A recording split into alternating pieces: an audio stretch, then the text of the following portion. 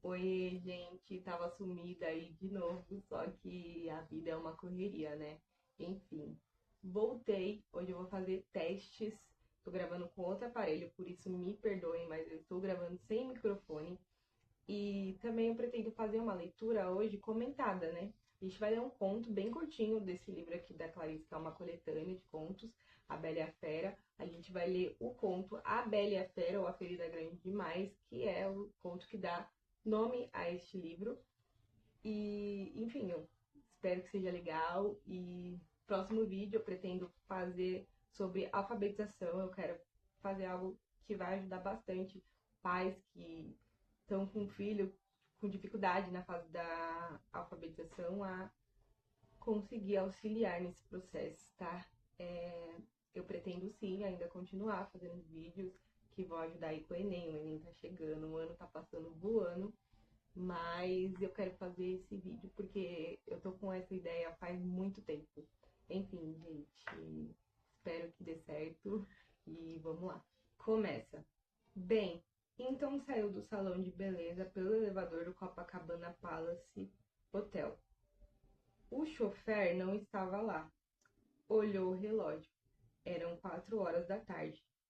E de repente lembrou-se.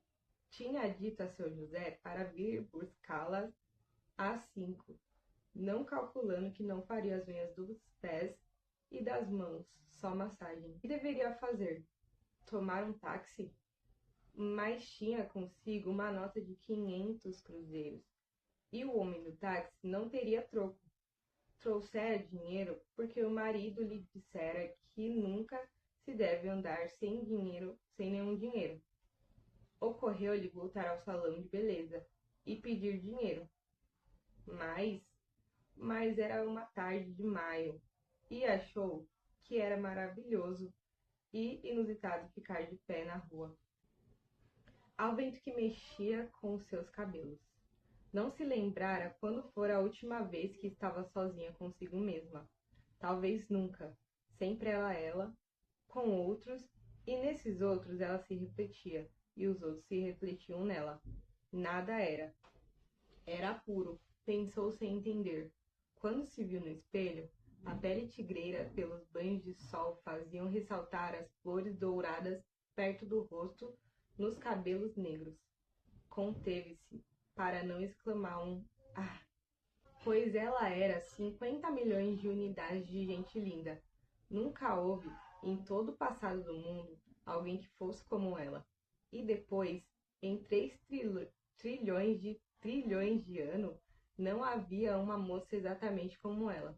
Aqui a gente não sabe ainda nem o nome da personagem principal desse conto, né? Mas a gente já sabe que ela é uma mulher rica que não costuma andar com dinheiro e nem saber lidar muito bem com dinheiro.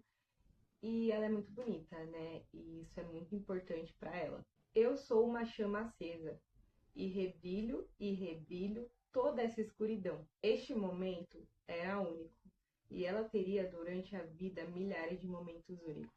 Até suou frio na testa, por tanto lhe ser dado e por ela avidamente tomado. A beleza pode levar à espécie de loucura que é a paixão. Pensou. Estou cansada. Tenho 3 filhos. Estou segura. Ela tinha um nome a preservar. Era Carla de Souza e Santos. Eram importantes o D e o E. Marcavam classe e 400 anos de carioca. Vivia nas manadas de mulheres e de homens, que sim, que simplesmente podiam. Podiam o quê? Ora, simplesmente podiam.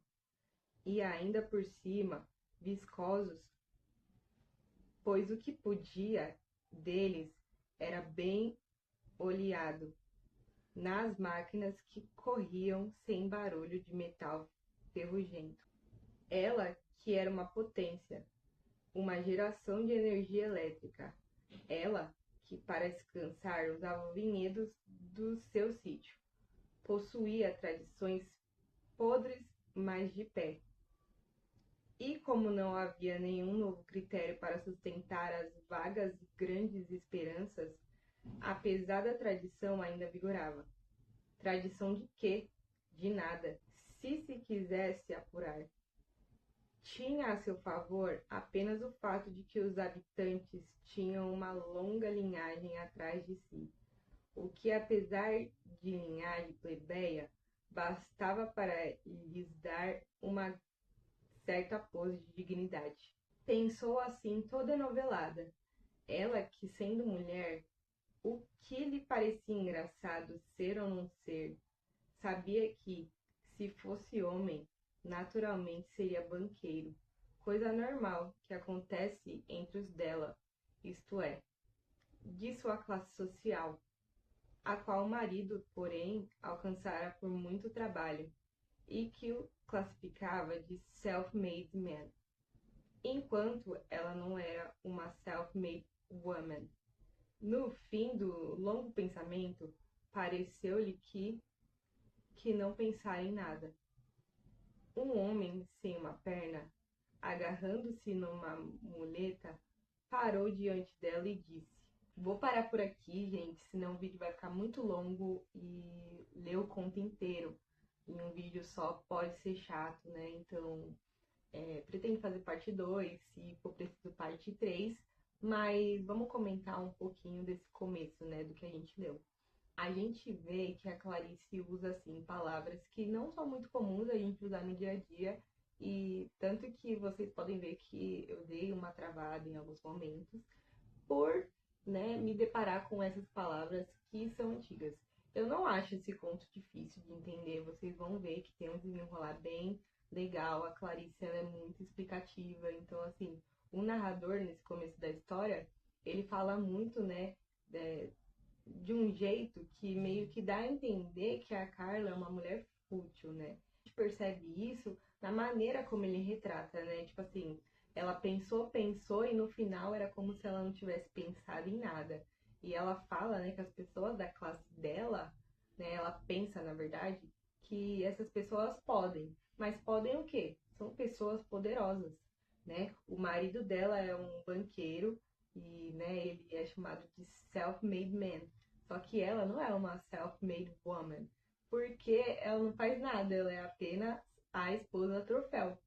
E a gente vê, né, também naquela uma parte que eu li, que eu expliquei, eu não falei, né, que a Carla, ela tá naquele meio ali social e ela mesmo percebe que ela reflete nas pessoas e as pessoas refletem nela. Então, assim, as pessoas com quem ela costuma andar são da mesma classe que ela. Ela não tem muito contato com pessoas pobres, né? Então ela não conhece essa realidade. Mas é isso, gente.